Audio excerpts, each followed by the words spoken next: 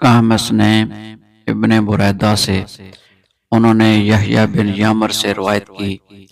उन्होंने कहा कि सबसे पहला शख्स जिसने बसरा में तकदीर से इनकार की बात की, माबद जोनी था।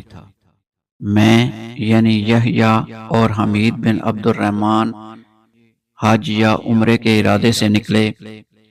हमने आपस में कहा, काश रसूलुल्लाह सल्लल्लाहु अलैहि वसल्लम के सहाबा में से किसी के साथ हमारी मुलाकात हो जाए तो हम इनसे तकदीर के बारे में इन आजकल के लोगों की कही हुई बातों के मुतल्लक दरियाफ्त कर लें।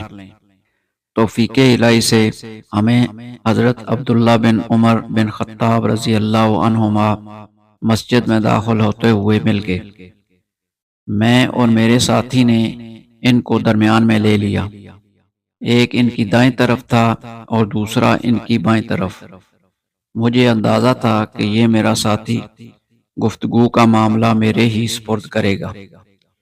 चुनाचे मैंने अर्ज़ की, ए अबू अब्दुर्रहमान, यानी ये अब्दुल्ला बिन उमर रज़ी अल्लाह अन्हुमा की कुनियत है। वाक़या ये है कि हमारी तरफ से कुछ लोग ज़ाहिर हुए हैं जो कुरान मजीद पढ़ते हैं और इल्म हासिल करते हैं, और इनके हालात बयान किए। इन लोगों का ख्याल है कि तकदीर कुछ नहीं, हर काम नए सिरे से हो रहा है, यानी पहले इस बारे में ना कुछ तय है, ना अल्लाह को इसका इल्म है।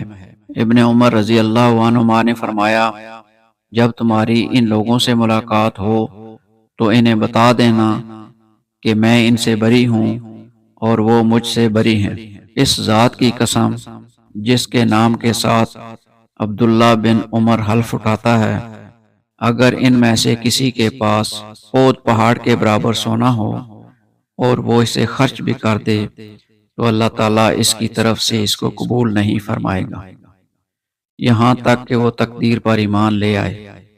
फिर कहा, मुझे मेरे वालिद उमर बिन खत्ताब रज़ी अल्लाह अन्हु ने बताया, एक दिन हम रसूलुल्लाह सल्लल्लाहु अलैहि वसल्लम की खिदमत में हाजिर थे कि अचानक एक शख्स हमारे सामने नमूदार हुआ। इसके कपड़े इंतहाई सफ़ेद और बाल इंतहाई स्याह थे।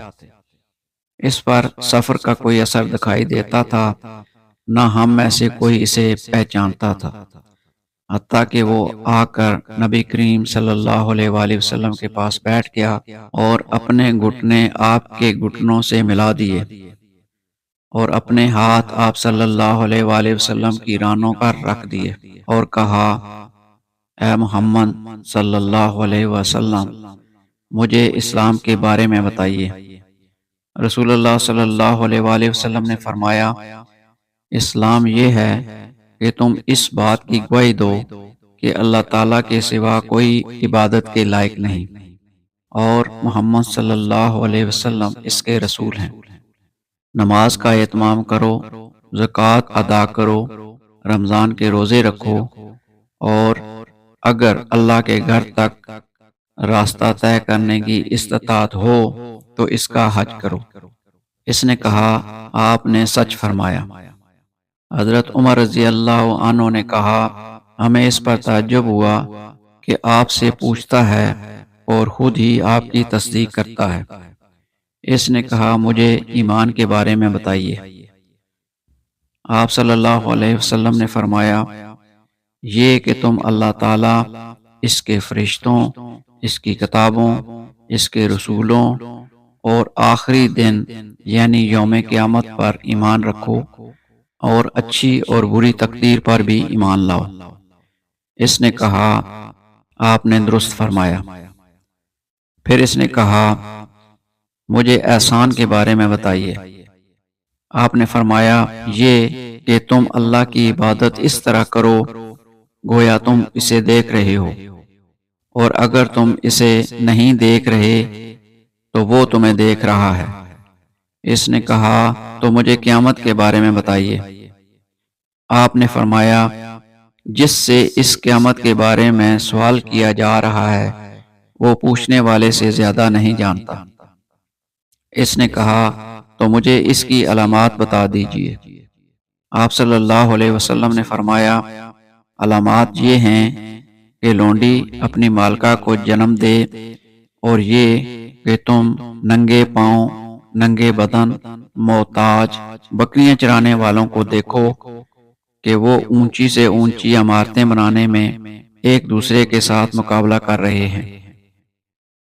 حضرت عمر رضی اللہ عنہ نے کہا، پھر وہ سائل چلا گیا۔ میں کچھ دیر اسی عالم میں رہا، پھر آپ صلی اللہ علیہ وسلم نے مجھ سے کہا، اے عمر، تمہیں معلوم ہے کہ پوچھنے والا کون تھا؟ میں نے عرض کی، اللہ اور اس کا رسول زیادہ آگاہ ہیں۔ آپ صلی اللہ علیہ وسلم نے فرمایا، وہ جبریل علیہ السلام تھے، تمہارے پاس آئے تھے، تمہیں تمہارا دین سکھا رہے تھے۔ صحیح مسلم حدیث نمبر 93۔ اللہ تعالی ہمیں دین کی صحیح سمجھ عطا فرمائے اور عمل کی توفیق دے، آمین۔ ومحمدا رسول الله ويقيني أدنو